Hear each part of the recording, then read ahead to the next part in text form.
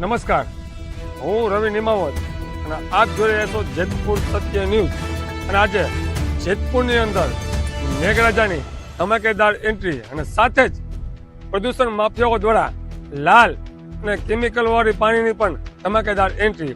આપ નજારો જોઈ શકો છો. આ નજારો છે ભાદર નદીનો, જેતપુરના ભાદર નદીનો આ નજારો.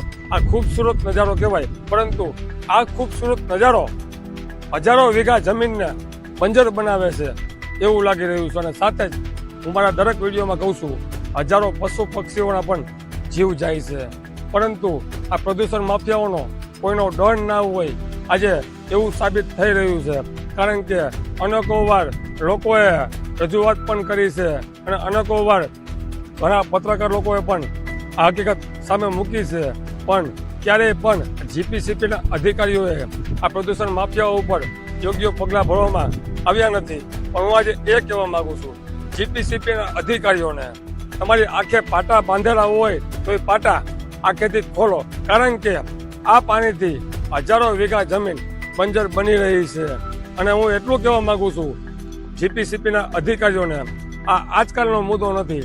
છેલ્લા ઘણા વર્ષો થયા આ પ્રદૂષણ માફિયાઓ આ નદીની અંદર લાલ અને કેમિકલવાળું પાણી છોડશે, પણ તમે એની ઉપર પગલાં ભરતા નથી. આજે એવું લાગી રહ્યું છે આ પ્રદૂષણ માફિયાઓની ઉપર જાણે કોઈ સત્તાધીશોનો હાથ હોય, પાવર હોય, કાંઈ મિલીભગત હોય એવું લાગી રહ્યું છે. કારણ કે જો હાથ ના હોય તો આ પ્રદૂષણ માફિયાઓ આ પાણી આવી રીતના છોડતા ન હોય. અને હું એટલું કહેવા માગું છું, આવનારા સમયમાં જો આ પાણી લાલ અને કેમિકલવાળું પાણી બંધ કરવામાં નહીં આવે તો આના માટે મારે જ્યાં પણ જવાનું થશે ત્યાં હું જઈશ. હું એક પત્રકાર છું અને મારો ધર્મ છે અને લોકોની સામે સત્ય મૂકવું એ મારો અધિકાર છે.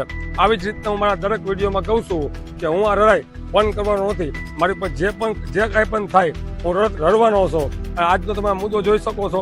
મારી પાછળનું આખું બેકગ્રાઉન્ડ તમે બતાવો ભાઈ, મારે પાછળનું આખું બતાવો માહોલ. ઓલો પણ સીન લ્યો. આ જેતપુરની ભાદર નદી કહેવાય છે ને આ ભાદર નદીને ગંદી કરવાનું કામ આ પ્રદૂષણ માફિયાઓએ જાણે કે નીમ લીધી હોય એવું લાગી રહ્યું છે. અને આ ભાદર નદી માત્ર ભાદર નદી નથી, આ ભાદર નદીને ભદ્રાવતી કહેવાય છે. અને સાથે આપણે જેને ભાદર માતા કહી છીએ આ ભાદર નદી કહેવાય છે. આજે નદીને પણ તમે મેલી કરી રહ્યા છો. હું વધારે એટલું કહેવા માંગતો નથી, પણ હું એટલું કહીશ, આ મારો વિડીયો વધારેમાં વધારે શેર કરજો, જેથી કરીને આ મારો વિડીયો ગાંધીનગરમાં જે સત્તાધીશો બેઠા છે એની પાસે પહોંચે અને આની ઉપર કડકમાં કડક પગલાં ભરે. આભાર.